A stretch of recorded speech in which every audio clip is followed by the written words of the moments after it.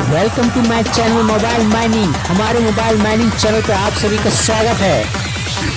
Hello friends, आज हम लोग एनसीएल रिक्रूटमेंट 2018 का ओवरमैन क्वेश्चंस देखने वाले हैं। इससे पहले हम लोगों ने एनसीएल का ही क्वेश्चन माइनिंग सरदार का क्वेश्चंस देखा था, जो कि 4 पार्ट में क्वेश्चन था।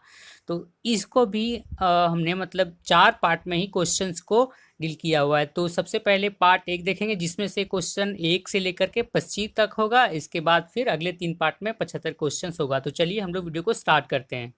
इसमें भी सरदार के एग्जामिनेशन के जैसे ही सेम क्वेश्चंस है, मतलब कि इंग्लिश में भी और हिंदी में दोनों में ही क्वेश्चन दिया हुआ है। तो हम लोग इस इंग्लिश को लेकर के हम लोग आगे बढ़ेंगे। तो यहाँ पे पहला क्वेश्चन है, what is the minimum height of roof in case of flat roof rest shelter. जो ओपन कास्ट में रेस शेल्टर बनाया जाता है उसका मिनिमम हाइट कितना होगा यदि वहाँ पे फ्लैट रूफ है, यानी कि समतल रूफ है, ढलाई किया हुआ रूफ है, तो मिनिमम हाइट कितना होगा। इसके ऑप्शन से ए 2.5 मीटर, बी 3 मीटर, सी 1.8 मीटर और ऑप्शन डी है 3.5 मीटर। तो इस क्वेश्चन का राइट आंसर हो जाएगा ऑप्शन ए 2.5 मीटर होगा यदि फ्लैट है या फिर छड़ ढलाई किया हुआ है उसका मिनिमम हाइट। अगला क्वेश्चन है question number 2, proximity warning device is to be fitted dash as an additional safety features। जो proximity warning device होता है वो एडिशनल सेफ्टी फीचर के रूप में किस जो अप्लायंस है उसमें बैठाया जाता है या फिर लगाया जाता है। इसके ऑप्शन से A excavator, B water tank, C drilling of equipment और ऑप्शन डी है डंपर और टिपर्स। तो इस क्वेश्चन का राइट आंसर हो जाएगा ऑप्शन डी। जो प्रॉक्सिमिटी वार्निंग के लिए जो डिवाइस होता है ये डंपर या फिर टिपर्स जैसे अप्लायंसेस या मशीनरी में लगाया जाता है। अगला क्वेश्चन हमारा question number 3, flash back arrester should be provided in. जो फ्लैश बैक अरेस्टर है ये किस में लगाना चाहिए। इसके ऑप्शन है A compressor, B gas welding cutting set और ऑप्शन सी है जनरेटर और ऑप्शन डी है वे ब्रिज। इस क्वेश्चन का राइट आंसर हो जाएगा ऑप्शन बी। जो गैस वेल्डिंग और कटिंग सेट होता है उसी में फ्लैश बैक अरेस्टर लगाया जाता है। फिर अगला क्वेश्चन हमारा question number 4, voltage limit shall not exceed for general lighting in open cast mines.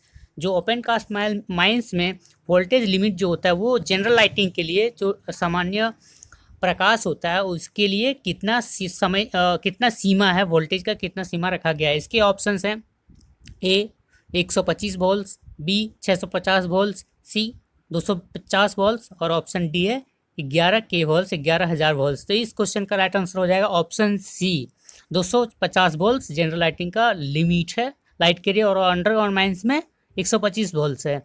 फिर अगला क्वेश्चन है हमारा क्वेश्चन नंबर 5 है, workman inspector is designated by dash in consultation with the registered trade union in the mine। जो workman inspector mines में designate किया जाता है वो रजिस्टर्ड ट्रेड यूनियन के साथ कंसल्ट करके उसके साथ बैठक करके और किसकी सहायता से किया जाता है। तो इसके ऑप्शन से A DGMS, B mine manager, option C owner agent और ऑप्शन डी है फोरमैन। तो इस क्वेश्चन का 2 राइट आंसर हो जाएगा ऑप्शन बी और सी दोनों, मैन मैनेजर और ऑनर एजेंट, ये तीनों में किसी के द्वारा रजिस्टर्ड ट्रेड यूनियन के साथ बैठक करके सहयोग करके वर्कमैन इंस्पेक्टर को डेजिग्नेट कर सकता है। इसका ऑप्शन दोनों दिया हुआ एनसीएल ने भी और राइट आंसर दोनों है। इसका अगला क्वेश्चन देखते हैं question number 6, maximum exposure limit of dust prescribed for 8 hours weighted average in mine. यानी कि जो डस्ट होता है माइंस में 8 घंटे के हिसाब से जो एवरेज डस्ट होगा वो कितना होगा, अधिकतम जो होगा 8 घंटा में वो कितना होना चाहिए। इसके ऑप्शन से ए 5 मिलीग्राम पर मीटर क्यूब, बी 3 मिलीग्राम पर मीटर क्यूब और ऑप्शन सी है 7 मिलीग्राम पर मीटर क्यूब और ऑप्शन डी है 10 मिलीग्राम पर मीटर क्यूब। तो इस क्वेश्चन का राइट आंसर हो जाएगा ऑप्शन बी 3 मिलीग्राम पर मीटर क्यूब से ज़्यादा नहीं होना चाहिए, मैक्सिमम वो रखा गया है। इसके अगला क्वेश्चन है question number 7, which of the following features should be shown in water danger plan. इनमें से कौन सा जो है सो वाटर डेंजर प्लान में शो किया जाएगा, वाटर डेंजर प्लान में दिखाया जाएगा। इसके ऑप्शंस हैं A river stream water source होना चाहिए और फिर है रिजर्वॉयर, बी है surface control lines, dykes, faults, shorters, geology, C है highest flood level of the area और option D all of the above. तो इस क्वेश्चन का राइट आंसर हो जाएगा ऑप्शन डी, इन सभी चीज़ों को वाटर डेंजर प्लान में दिखाया जाएगा यहाँ पे जितने भी दिए हुए हैं। फिर अगला क्वेश्चन हमारा यहाँ पे question number 8, which of the following is true regarding the workers participation in safety management. इनमें से जो वर्कर के लिए सेफ्टी के हिसाब से, सेफ्टी को देखते हुए कौन सा जो है सो सही है। इसके ऑप्शन से A safety committee, B bipartite committee, C tripartite committee और ऑप्शन डी है ऑल ऑफ द अबव। तो इस क्वेश्चन का राइट आंसर हो जाएगा ऑप्शन डी, जो इन तीनों है सेफ्टी कमिटी, बायपार्टेट कमिटी और ट्राइपार्टेट कमिटी, ये तीनों जो है सेफ्टी को देखते हुए ही गठित किया जाता है। इसके बाद अगला क्वेश्चन है question number 9, which of the following are not the safety features of belt conveyor. इनमें से कौन सा जो है सो बेल्ट कन्वेयर का सेफ्टी फीचर्स नहीं है। इसके ऑप्शन से A limit switch, B pull cord, C hold back और ऑप्शन डी है वुल्कनाइजिंग। तो इस क्वेश्चन का राइट आंसर हो जाएगा ऑप्शन डी, वुल्कनाइजिंग जो है सो बेल्ट कन्वेयर का सेफ्टी फीचर नहीं है, बाकी तीनों सेफ्टी फीचर्स हैं बेल्ट कन्वेयर का। अगला क्वेश्चन है question number 10, as per the CMR 2017 danger zone for blasting is an area falling in a radius of. CMR 2017 के अनुसार जो डेंजर जोन होता है ओपन कास्ट में ब्लास्टिंग के लिए वो कितना है। ये क्वेश्चन MS में भी पूछा हुआ था। इस क्वेश्चन का ऑप्शन है ए 100 मीटर, बी 150 मीटर, सी 500 मीटर और ऑप्शन डी है 300 मीटर।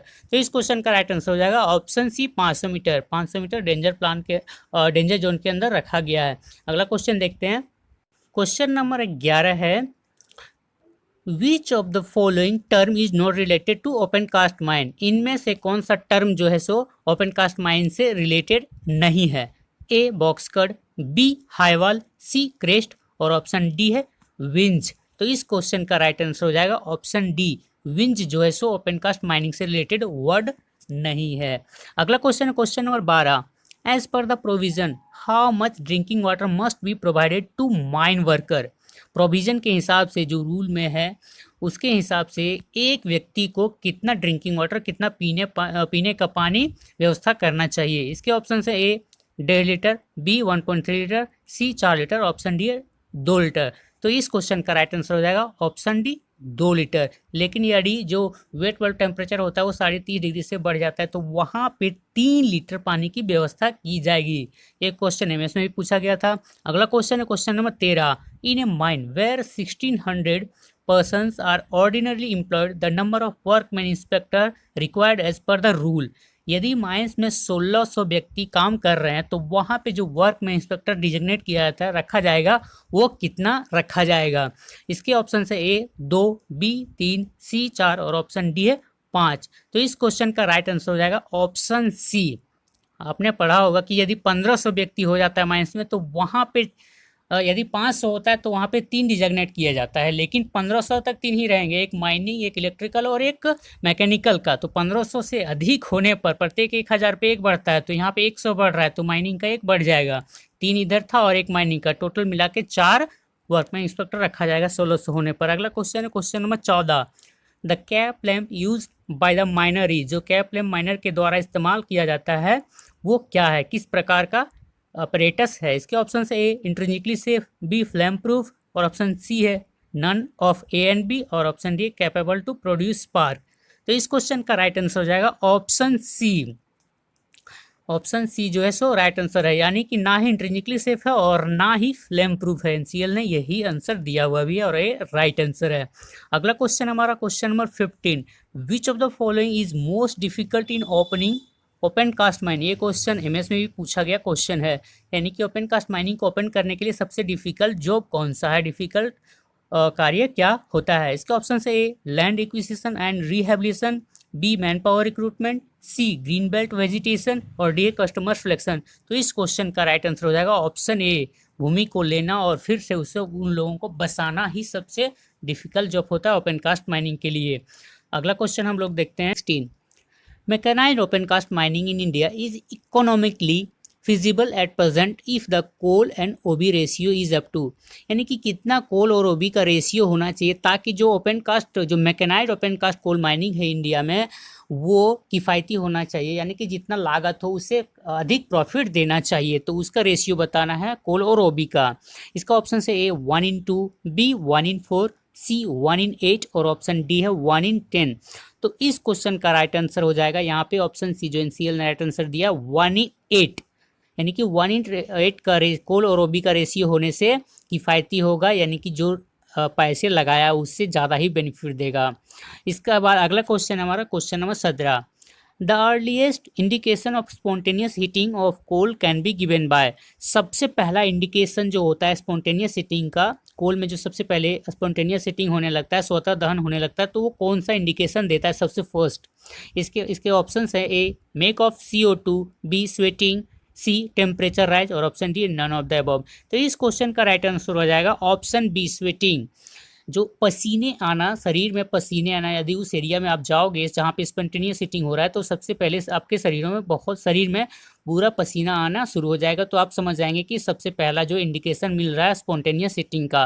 इसके बाद अगला क्वेश्चन है question number 18। The grade which is available from a property after actual mining is.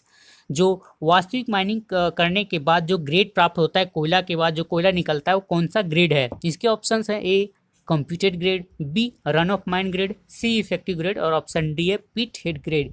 इस क्वेश्चन का राइट आंसर जो एनसीएल ने दिया है ऑप्शन बी और सी दोनों को दिया हुआ है। रन ऑफ माइन ग्रेड और इफेक्टिव ग्रेड दोनों जो है सो माइनिंग करने के बाद कोयला प्राप्त हुआ ग्रेड दिया हुआ है। इसके बाद अगला क्वेश्चन है question number 19। The term representative factor is related to. ये क्वेश्चन तो एमएस में भी पूछा गया है। जो RF होता है ये टर्म किससे रिलेटेड है? इसके ऑप्शन से A mine ventilation, B mine plant, C mine air sampling और ऑप्शन डी है माइन ड्रेनेज। तो इस क्वेश्चन का राइट आंसर हो जाएगा माइन प्लांट।